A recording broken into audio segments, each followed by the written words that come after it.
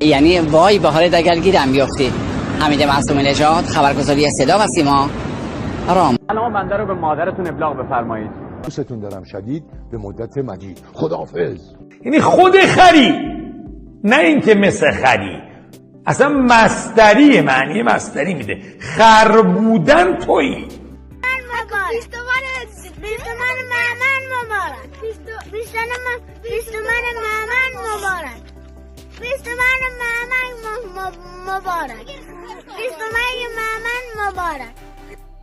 یا ترکیه چه حالی دارم میکنم؟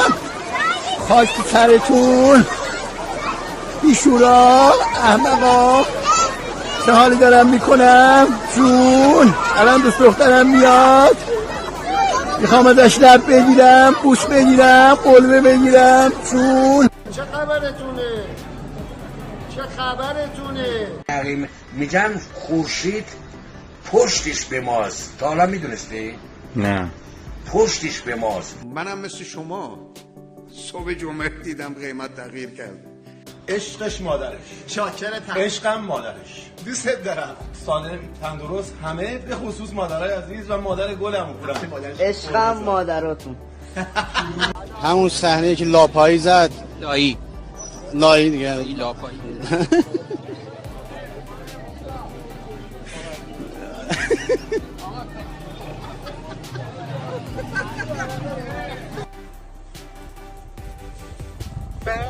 سرشون بخوره ریده بودم. خیلی اوضاع خیته، خیلی اوضاع خیته. چندش معتادا نمیگیرم. حالا شما معتادی؟ بله. از امروز همه هزینه ها فقط برای تو میشه.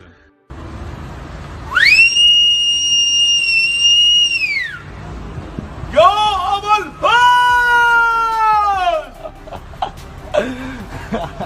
این وضعیت درست نیست آقا. این وضعیت زشته، کثیفه، مستهجنه. من دارم به اندازه غنیم، غنی از همه دنیا.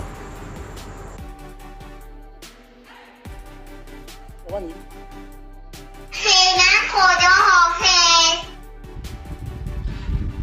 عجیبه،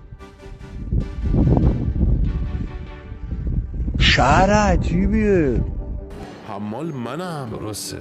حمال تویی. درسته. من یه فرد، یعنی وظیفه خودم که میدونم، چون قلبم الان گرفت.